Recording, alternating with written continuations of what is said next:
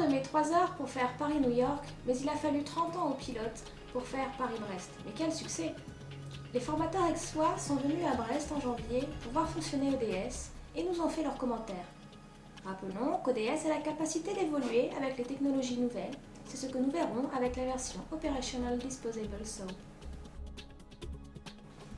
Et donc nous allons vous présenter notre travail sur Concorde. Nous allons commencer par un film qui présente l'utilisation globale du Concorde à l'intérieur d'Air France. 30 ans après son premier vol, Concorde a toujours la cote. La salle de conférence était pleine, en ce mardi 2 février, pour écouter Yves Pécresse, commandant de bord, Jean-Pierre Vanzon, ingénieur technicien, et Thierry Laplège, programmateur des vols. Quelques petits films, dont un autour du monde, nous ont permis de rêver. Ce qui permet d'accélérer avant d'être sur la mer. C'est-à-dire que si 25 nautiques avant la mer on est supersonique, le vent qu'on aura créé à cette position va frapper la mer. Vous n'avez pas de problème de renouvellement de pièces? Vous refaites Si. On a des gros problèmes de renouvellement de pièces. À défaut de pouvoir faire des vols techniques en cockpit, il sera bientôt possible d'en faire sur simulateur. C'est-à-dire que l'avion passe. Pas deux fois. C'est un, je m'ai fait le connard déjà. Tu peux le changer, mais tu peux jouer avec ça. C'est tant qu'il s'agit de faire ça en théotrap pour s'entraîner, ça a l'air assez évident, facile et à l'aise, quoi. Il y a pas... Bon, c'est une image qui est sympathique. Les couleurs sont agréables. Je trouve que la disposition du secteur n'est pas des plus ergonomiques. C'est un reproche Voir la place de la boulotte de l'imprimante. Pour attraper les porte-strips aussi, ça m'a pas l'air facile. Par exemple, poser les strips sur la position, c'est pas franchement ce qu'il y a de mieux. J'ai trouvé agréable l'utilisation du TID. J'ai pu me servir du Souritatron sans trop de problèmes. Quant aux différentes fonctions à droite ou à gauche, ça ne m'a pas posé énormément de problèmes. Alors, la visualisation des pistes, la couleur, les zones, l'anti-recouvrement. Ah oui. C'est quand même un écran qui est très lisible.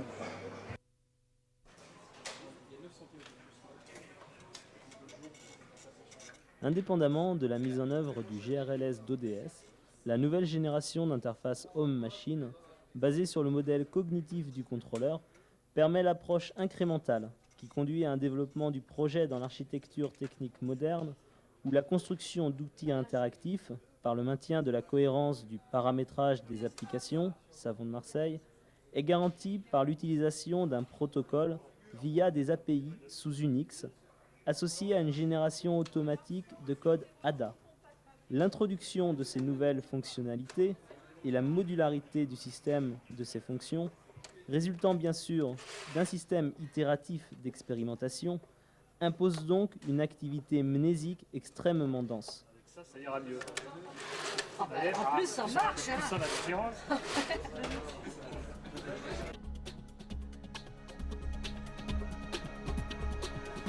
Gipava va aborder le 3e millénaire dans une complète rénovation. Nous avons été voir de plus près.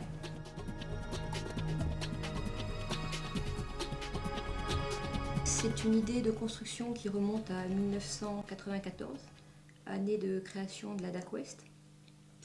Et cette construction répond à deux besoins. Le premier qui était la nécessité de loger le personnel de la DAC, donc les 80 personnes de la DAC West, qui actuellement sont en bâtiment mobile type Algeco. Et aussi autre besoin qui était celui d'avoir des positions de contrôle supplémentaires, positions de contrôle qu'on ne peut pas mettre dans la tour actuelle. On a donc fait un concours d'architectes. 4 architectes ont concouru. Un a été retenu, qui s'appelle Philippe Brûlé, qui est un architecte de Quimper, qui est celui qui a construit le bâtiment de la météo sur le site de Gipava. La construction du bâtiment donc, a débuté en février 1998, est prévue pour s'achever en avril 1999, puisque le déménagement des bureaux est prévu à la mi-mai, donc à l'Ascension. Et au niveau de la tour de contrôle, il nous faut encore à peu près 9 mois pour équiper les salles techniques, mettre les équipements en vigie, préparer le basculement et basculer. Donc en fait, le basculement dans la nouvelle tour devrait intervenir en mars 2000. La totalité de l'opération nous est revenue à peu près à 40 MF, qui se répartissent de la façon suivante. 30 MF pour le bâtiment et aux alentours de 9-10 MF pour les équipements techniques. Au niveau surface de la vigie, on va doubler ou tripler la surface actuelle, puisqu'on va passer à 70 mètres carrés. Et en hauteur, on va avoir une vigie qui va atteindre les 30 mètres. Les entreprises qui ont été retenues pour le site sont des entreprises 100% bretonnes, 100% finistériennes. Voilà, je pense que...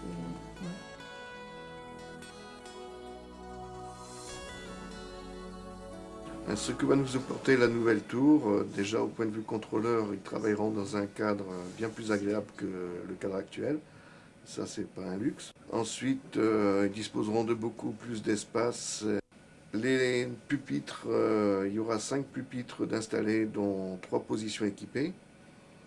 Ensuite, il y a des nouveaux matériels qui arrivent. Je pense notamment aux platines balisage, aux platines radiotéléphone, qui sont des matériels performants et nouveaux.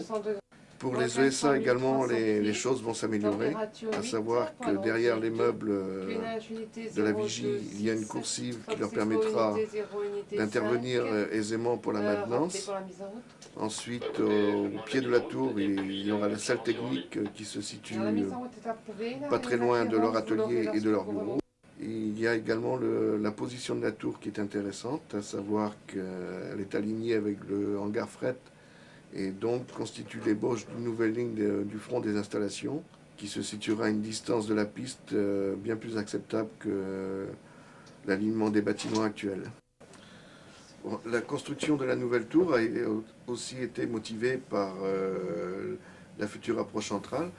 Alors cette approche centrale, elle a débuté il y a quelques mois par la reprise de Morlaix. C'est un petit morceau mais qui intéresse quand même les contrôleurs de Kipava. Elle va se poursuivre sous peu par la reprise de la gestion des vols CAG à destination et au départ de l'Andivisio quand la base n'aura pas de vol en CAM. Et puis ensuite viennent les gros morceaux, à savoir la reprise de Quimper, création d'un ICV et peut-être dans le futur la reprise de Lannion.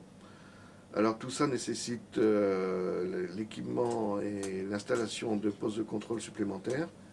Avec les meubles nouveaux qui seront déjà prééquipés, on créera ainsi une série de positions cohérentes avec les 3 positions qui seront déjà équipées à la nouvelle tour.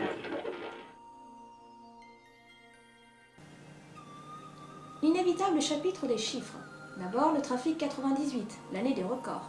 Le bilan de la sécurité, puis l'évolution des effectifs, suivi de quelques images d'Azimut 99 avec un stand aviation civile très dépouillé.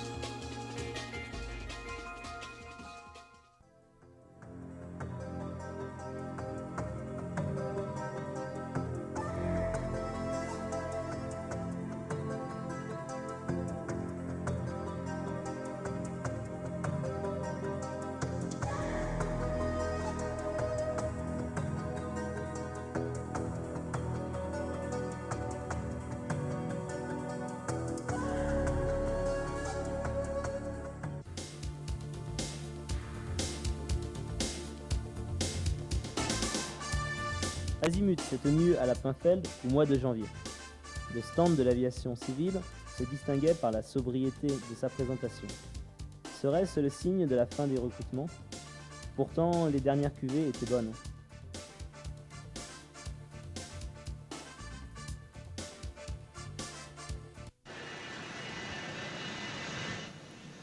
Le nouvel aéroport d'Angers-Marseille s'est ouvert en septembre dernier. Nous sommes allés voir comment se traitent les problèmes dus à la proximité de la FIR Paris.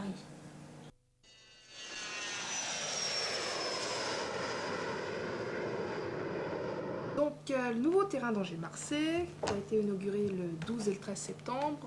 Donc, on a une nouvelle piste de 1800 mètres de long par 45 mètres de large. Tout ça à comparer avec l'ancienne piste d'Angers-Avrier qui faisait 1200 mètres par 30 mètres de large. Donc, la nouvelle piste, elle est équipée balisage haute intensité, basse intensité. Il est catégorie 1. On a un ILS DME, donc tout ça à comparer également avec la percée Locator d'Avrier.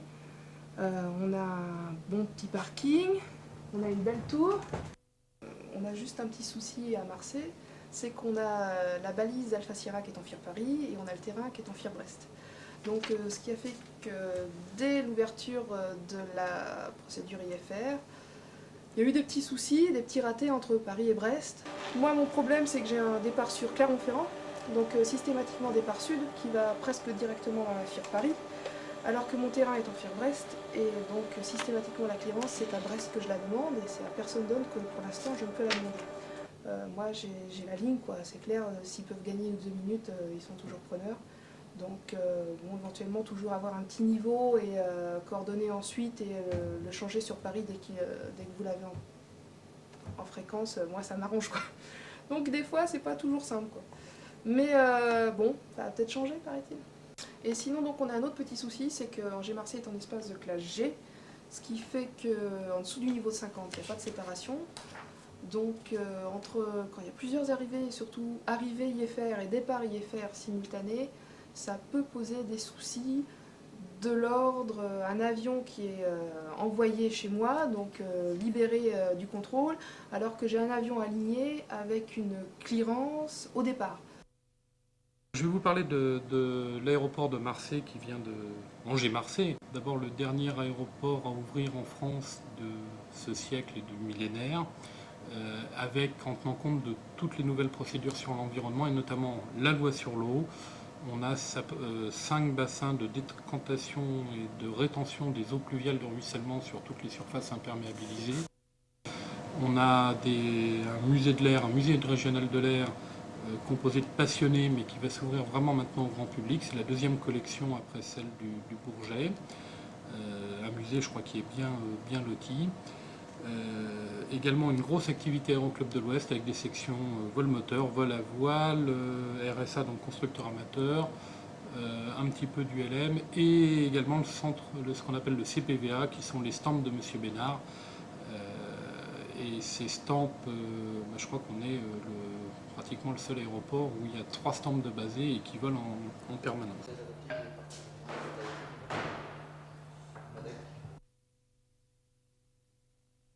Christo, ça vous dit quelque chose? Oui, l'emballeur de monuments, le Pont Neuf à Paris, récemment le Reichstag à Berlin. Il fait des émules au Serena West, plus particulièrement au service technique. Voyez par vous-même.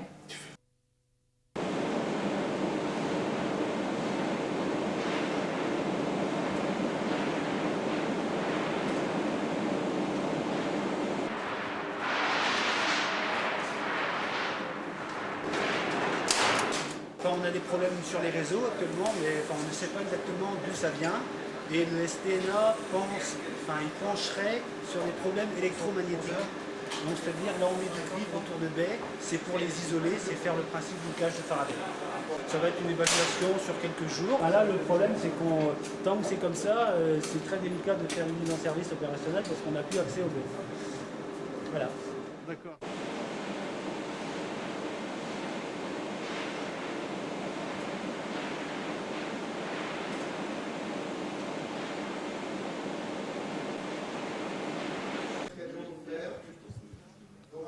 Comme chaque début d'année, la Passive a tenu son assemblée générale devant une foule d'adhérents.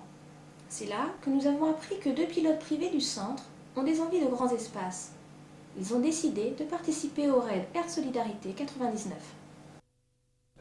Comme je suis un petit peu à l'origine de ça, L'Assemblée générale de la PACIB a eu lieu le 21 janvier dans l'amphi, avec comme d'habitude une assistance d'une quarantaine de personnes. À cette occasion, le conseil d'administration a été personnellement renouvelé et a ainsi permis à quelques jeunes d'y rentrer. Parmi les nombreuses activités de l'association, la culture n'est pas en reste, avec les sections photo, théâtre et musique. Les Ailes-d'Iroise est une association qu'Olivier et moi avons créée au mois de juin dernier, qui a pour but de donner un nom au projet que nous voulons réaliser en 99, à savoir préparer et surtout participer au raid Air Solidarité 99. Donc, le raid 99 aura lieu cette année au mois d'octobre, à partir du 9 jusqu'au 29, donc 3 semaines de raid au travers de 15 pays différents pour une totalité de 8700 milles nautiques à peu près. Il réunira cette année une vingtaine d'équipages environ et nous amènera jusqu'à Lambaréné au Gabon. Nous envisageons de partir avec un DR400 Régent qui représente le meilleur compromis coût-performance et qui assure une bonne fiabilité pour ce type de raid. Bon, ASI, c'est Action de Solidarité Internationale, c'est une association donc reconnue par la Fondation de France qui a pour objectif de favoriser des actions humanitaires en Afrique. Nous avons retenu le projet qui consiste à aider le développement d'aires de santé au Burkina Faso. Et notre projet cette année consiste à poursuivre l'effort qui a déjà été fait l'an dernier des équipages précédents, puisqu'il y a 200 000 francs qui avaient été apportés par les équipages précédents l'an dernier. Et nous apportons avec 2 autres équipages donc une somme de 150 000 francs sur ces aires de santé en 1999.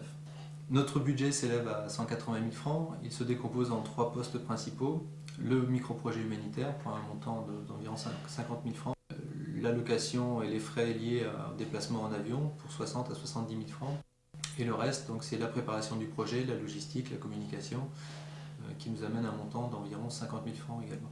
Nous avons déjà eu le plaisir d'avoir un accord de la PACIB pour 10 000 francs et nous remercions ici tous les membres de cette association. Et comme tout finit en chanson, nous ferons un échantillon du premier concert de la section musique de l'association.